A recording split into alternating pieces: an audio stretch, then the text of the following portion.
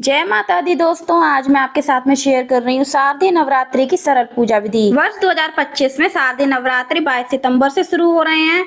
प्रथम दिन हम माता की स्थापना करेंगे। उसके लिए हम माता रानी की चौकी लगाएंगे। चौकी पर लाल वस्त्र बिछाएंगे। आप चाहे तो गुलाबी वस्त्र भी बिछा सकते हैं। फ्रेंड्स, अगर आप चौकी नहीं लगाना चाहते हैं और अगर आपके घर के मंदिर में थोड़ी जगह ज्यादा है तो आप नवरात्रि की पूजा आप अपने घर के मंदिर में ही कर सकते हैं। आप कलश की स्थापना आप अपने मंदिर में ही कर सकते हैं और पूरे 9 दिनों तक आप अपनी माता रानी की पूजा कर सकते हैं। इस प्रकार से हमने यहाँ पर माता रानी को फूलों का आसन देकर के चौकी पर विराजित किया है। उनको हमने चुनरी उड़ाई है। आपके पास मूर्ति नहीं है तो आप माता रानी की फोटो को विराजित कर सकते हैं। यहाँ पर हमने फूलों का आसन देकर के भगवान गणपति को भी विराजित किया है। अगर आपके पास इस प्रकार के गणपति जी की मूर्ति नहीं है तो आप सुपारी को गणेश जी का रूप मान करके उनको चौकी पर विराजित कर सकते हैं। इसके बाद हम कलश की स्थापना करेंगे। कलश स्थापना करने के लिए आप कलश मिट्टी का या फिर तांबे का भी ले सकते हैं। कलश के कंठ पर आप मौली जरूर बांध लें। इसके बाद हम कलश पर रोली या फिर कुमकुम से स्वास्तिक बनाएंगे। स्वास्तिक बनाने के बाद अब हम कलश में थोड़ा सा गंगा जल डालेंगे। फ्रेंड्स, नवरात्रि की पूजा में माता रानी की स्थापना करने के बाद हम कलश की स्थापना करते हैं। तो हमने गंगा जल डाल दिया है। उसके बाद हम कलश को कंठ तक शुद्ध जल से भर देंगे। इसमें हम हल्दी की गांठ, सुपारी डालेंगे, एक लौंग का जोड़ा डालेंगे, इलायची डालेंगे। फ्रेंड्स, नवरात्रि की पूजा में लौंग का जोड़ा और इलायची का विशेष महत्व होता है क्योंकि यह माता रानी का प्रिय भोग होता है। तो इसको आप आज के दिन कलश में जरूर डालें। एक सिक्का डालेंगे, थोड़ी सी दूब घास डालेंगे और पुष्प डालेंगे। आप चाहे तो इसमें थोड़ा सा गुलाब जल भी डाल सकते हैं या फिर आप इसमें गुलाब के पुष्प भी डाल सकते हैं। इसके बाद हमने कलश के कंठ पर पंच पल्लव लगाए हैं। मैंने अशोक के पत्ते लगाए हैं। आप चाहे तो आम के पत्ते भी लगा सकते हैं। इसके बाद कलश के कंठ पर अनाज से भरा हुआ पात्र भी रखेंगे। अब हमने यहाँ पर जटा वाला नारियल लिया है। नारियल पर हम माता रानी की चुनरी लपेट लेंगे। आप चाहे तो लाल वस्त्र भी लपेट सकते हैं। फ्रेंड्स, पूजा में जो भी वस्त्र प्रयोग किए जाते हैं वह एकदम शुद्ध होने चाहिए, नवीन होने चाहिए, यूज करे हुए नहीं होने चाहिए। इसके बाद अगर आपके पास लाल वस्त्र नहीं है तो आप केवल नारियल पर मौली भी लपेट सकते हैं। मौली भी वस्त्र का स्वरूप होता है। तो अब हम कलश की स्थापना करेंगे। तो कलश को हम चौकी पर आसन देने के लिए कलश पर अनाज से अष्टदल कमल बनाएंगे। फ्रेंड्स, पूजा में आप अनाज के रूप में अक्षत का, जौ का या फिर गेहूं का प्रयोग कर सकते हैं। तो इस प्रकार से हमने जो कलश तैयार किया था उसको हमने अष्टदल कमल पर विराजित कर दिया है। इसके ऊपर हम नारियल भी विराजित करेंगे। फ्रेंड्स, नारियल का मुख हम अपने सामने रखते हैं। जिधर से नारियल तोड़ा जाता है वही नारियल का मुख होता है। जिधर नोक निकली होती है वह नारियल का मुख नहीं होता है। इस प्रकार से कलश की स्थापना करने के बाद अब हम जवारे बोएंगे। जवारे बोने के लिए हमने मिट्टी का पात्र लिया है। आप चाहें तो माता रानी की चौकी के सामने जमीन पर ही जवारे बो सकते हैं। जमीन पर आप थोड़ी सी मिट्टी डाल करके उसमें आप जवारे बो सकते हैं। नहीं तो आप इस प्रकार का मिट्टी का पात्र ले लें जो कि नवरात्रि से 1-2 दिन पहले मार्केट में आसानी से मिल जाते हैं। इसके साथ ही फ्रेंड्स, अगर आप मिट्टी के पात्र का प्रयोग कर रहे हैं तो उसको रात भर के लिए पानी में जरूर भिगोना चाहिए, जिससे कि बाद में पानी कम सोखते हैं। और जब जवारे उगाते हैं, जवारे की स्थापना करते हैं तो हमें कम पानी डालना पड़ता है। इसके बाद फ्रेंड्स, हमने मिट्टी के पात्र को मिट्टी से भर दिया है। मिट्टी आप पवित्र जगह की इस्तेमाल करें। आप गमले की मिट्टी का यूज कर सकते हैं, खेत की मिट्टी का प्रयोग कर सकते हैं। अगर आप गमले की मिट्टी का यूज कर रहे हैं तो आप उसको अच्छे से छान लें, कंकड़ पत्थर हटा दें और गंगा जल का छींटा दे करके उसको पवित्र कर लें। उसके बाद आप इस मिट्टी का प्रयोग जवारे उगाने के लिए कर सकते हैं। फ्रेंड्स, जवारे उगाने के लिए गेहूं या फिर जौ रात भर भिगोए जाते हैं। फ्रेंड्स, नवरात्रि में कुछ लोगों के यहाँ केवल गेहूं से जवारे उगाए जाते हैं और कुछ लोगों के यहाँ जौ से जवारे उगाए जाते हैं और कुछ लोगों के यहाँ गेहूं और जौ दोनों से उगाए जाते हैं। तो आपके यहाँ जिससे भी जवारे उगाए जाते हैं उसको आप इस मिट्टी के ऊपर अच्छे से बुरक दें, लेयर बना दें। मैंने यहाँ पर गेहूं भिगोए थे और गेहूं की लेयर मैंने इस मिट्टी के ऊपर बना दी है। और आप इनको पास पास डालें ताकि आपके हरे भरे जवारे अच्छे से निकलें। गेहूं की लेयर बनाने के बाद या फिर जौ की लेयर बनाने के बाद उसके ऊपर हम मिट्टी की पतली सी परत बनाएंगे, ज्यादा मोटी परत नहीं बनाएंगे। इस तरह से हम जवारे बोते हैं और उसके ऊपर हम जल का छींटा दे देंगे। इस तरह से हमारे जवारे बोए जाते हैं। और फ्रेंड्स, इस मिट्टी के पात्र के कंठ पर हम मौली जरूर बांध लेंगे। इस बात का विशेष ध्यान रखें। अब फ्रेंड्स, इसके बाद हम इस पात्र को कुमकुम से और चंदन से टीक लेंगे। मैंने इस पर पुष्प रख दिया है। आप चाहे तो पूजन के समय भी इस पर पुष्प समर्पित कर सकते हैं। इसके बाद फ्रेंड्स, जवारों को हम माता रानी के पास विराजित करेंगे।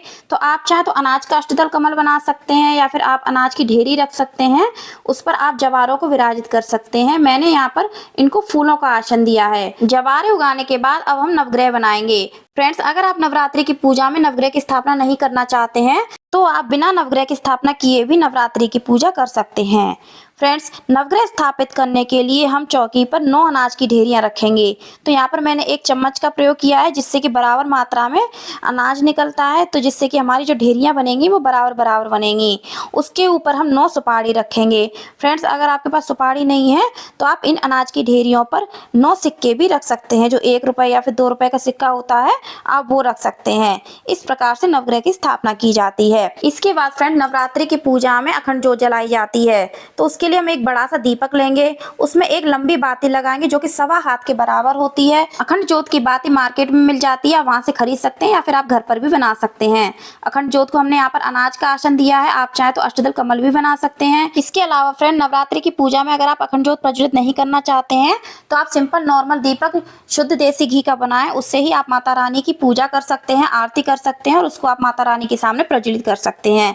फ्रेंड्स, अगर आप अखंड ज्योत प्रज्वलित करते हैं, उसके कुछ नियम होते हैं और कुछ सावधानियां होती हैं जिनको आपको ध्यान रखना पड़ता है। इस तरह से हम माता रानी के सामने दीपक को प्रज्वलित कर देंगे, गंगा जल से छींटा दे करके हम सभी का शुद्धिकरण कर लेंगे। शुद्धिकरण करने के बाद हम माता रानी का जयकारा लगाते हुए पूजन आरंभ करेंगे। सबसे पहले हम गणपति जी की पूजा करेंगे। तो गणपति जी की पूजा हम रोली से अच्छे से करेंगे, उनको वस्त्र रूप में मौली समर्पित करेंगे, लाल पुष्प समर्पित करेंगे, हो सके तो आप गुलेड़ का पुष्प समर्पित करें, नहीं तो आप कोई भी पुष्प समर्पित कर सकते हैं, धूप घास समर्पित करेंगे। गणपति जी का पूजन करने के बाद अब हम माता रानी का पूजन करेंगे। तो माता रानी को हम रोली का तिलक लगाएंगे, अच्छा समर्पित करेंगे, वस्त्र रूपी मौली समर्पित करेंगे और पुष्प समर्पित करेंगे।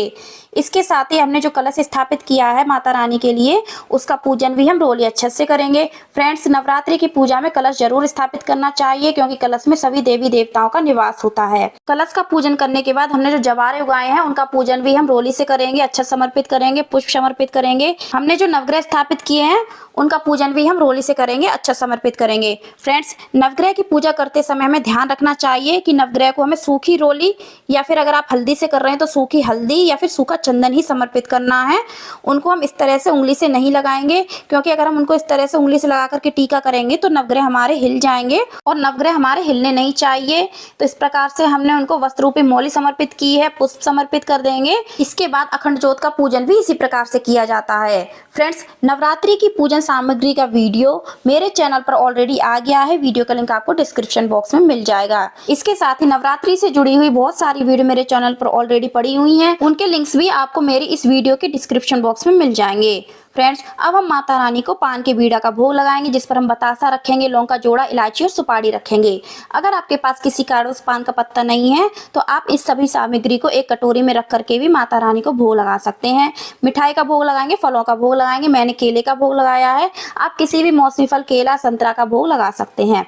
इसके साथ ही हम माता रानी को अब धूप दिखाएंगे। अब फ्रेंड्स, हमने यहाँ पर माता रानी के लिए कुछ सुहाग की सामग्री समर्पित की है। यह सुहाग की सामग्री आप चाहें तो माता रानी को प्रथम दिन समर्पित कर सकते हैं, या फिर आप अष्टमी या फिर नवमी के दिन माता रानी को सुहाग की सामग्री समर्पित कर सकते हैं। इसके बाद हमने माता रानी को कुछ दक्षिणा समर्पित की है, या फिर आप केवल पहले दिन दक्षिणा समर्पित कर दें, या फिर आप अंतिम दिन यानी अष्टमी या नवमी के दिन दक्षिणा समर्पित कर सकते हैं। इस तरह से पूजन हो जाने के बाद अब हम पाठ करेंगे। तो आप चाहे तो दुर्गा सप्तशती का पाठ कर सकते हैं, या फिर आप नवरात्रि व्रत कथा पढ़ सकते हैं, या फिर आप 9 देवियों की कहानियां भी पढ़ सकते हैं, दुर्गा चालीसा का भी पाठ कर सकते हैं। तो आप जो भी पुस्तक का पाठ करें, जो भी ग्रंथ का पाठ करें, उसको आप रोली अच्छे से टीक लें, उसके बाद ही उसका पाठ किया जाता है। आप नवरात्रि में माता रानी का पाठ चाहे तो सुबह कर सकते हैं या फिर आप शाम को भी कर सकते हैं, जब भी आपको टाइम मिलता है पाठ कर सकते हैं। इसके साथ ही फ्रेंड्स, नवरात्रि में प्रतिदिन छोटा सा हवन जरूर करना चाहिए। तो यहाँ पर मैंने उपला लिया है, जिसको आंच पर थोड़ा सा सुलगा लिया है, और उस पर हम सबसे पहले भगवान गणपति के नाम से 5 आहुतियां शुद्ध देसी घी की देते हैं। उसके बाद हम अग्नि प्रज्वलित करते हैं। उसमें हम लौंग का जोड़ा, इलायची समर्पित करते हैं, कपूर समर्पित करते हैं, बतासा समर्पित करते हैं। इसके अलावा हवन में धूप सामग्री भी समर्पित की जाती है। फ्रेंड्स, लौंग का जोड़ा, इलायची और बतासा माता रानी का प्रिय भोग है, जिसको हम हवन में जरूर समर्पित करते हैं, क्योंकि कहते हैं हवन में हम जो भी चीजें समर्पित करते हैं भगवान स्वयं ग्रहण करते हैं। इस प्रकार से जब हम नवरात्रि में हवन करते हैं तो ये सभी चीजें जरूर समर्पित की जाती हैं। और फ्रेंड्स, जब भी कोई छोटा या फिर बड़ा हवन किया जाता है तो उसमें कुल के देवी देवताओं के नाम से भी एक आहुति जरूर समर्पित की जाती है। इस प्रकार से यह हवन किया जाता है। उसके बाद हम आरती करते हैं। सबसे पहले भगवान गणेश की आरती की जाती है, उसके बाद माता रानी की आरती की जाती है। आप चाहें तो भगवान भोलेनाथ की भी आरती कर सकते हैं। हमने जो हवन किया है उसकी भी हमें आरती करनी चाहिए। आरती हो जाने के बाद हमसे पूजा में जो भी भूल चूक हुई हो उसके लिए हमें क्षमा याचना करनी चाहिए। अपने परिवार के अच्छे स्वास्थ्य, सुख समृद्धि और लंबी आयु की कामना करनी चाहिए। सभी भगवान के चरण स्पर्श करने चाहिए। फ्रेंड्स, नवरात्रि में अगर आप प्रतिदिन हवन नहीं कर पाते हैं तो आप अष्टमी या फिर नवमी के दिन ही बड़ा हवन कर सकते हैं। अब फ्रेंड्स, जो हमने नवग्रह स्थापित किए हैं उनको आपको पूरे 9 दिन तक नहीं हिलाना है। अखंड ज्योत हमारी प्रज्वलित रहनी चाहिए। इसमें आपको तेल या घी का ध्यान रखना है। अगर आपने नॉर्मल दीपक जलाया है तो आप इसको प्रतिदिन धो करके साफ करके माता रानी के सामने प्रज्वलित कर सकते हैं। फलों का और मिठाइयों का भोग आप प्रतिदिन चेंज कर सकते हैं। आपको कलश को बिल्कुल नहीं हिलाना है, जवारों को आपको नहीं हिलाना है। सुहाग की सामग्री अगर आपने पहले दिन समर्पित की है तो आपको प्रतिदिन नहीं समर्पित करनी है। आप दक्षिणा प्रतिदिन समर्पित कर सकते हैं। इसके अलावा फ्रेंड्स, आपको माता रानी के पूरे 9 दिन तक रोली अच्छे से पूजा करनी है, आरती करनी है और आप माता रानी के नाम से पूरे 9 दिन तक हवन कर सकते हैं, पाठ कर सकते हैं। तो फ्रेंड्स, इस प्रकार से आपको नवरात्रि की पूजा करनी है। आपको हमारी ये वीडियो कैसी लगी कमेंट करके जरूर बताना। अच्छी लगी हो तो लाइक करना, ज़्यादा से ज़्यादा शेयर करना, चैनल को सब्सक्राइब करना, बेल आइकन को प्रेस करना, कमेंट में जय माता दी अवश्य लिखना। धन्यवाद। जय माता दी।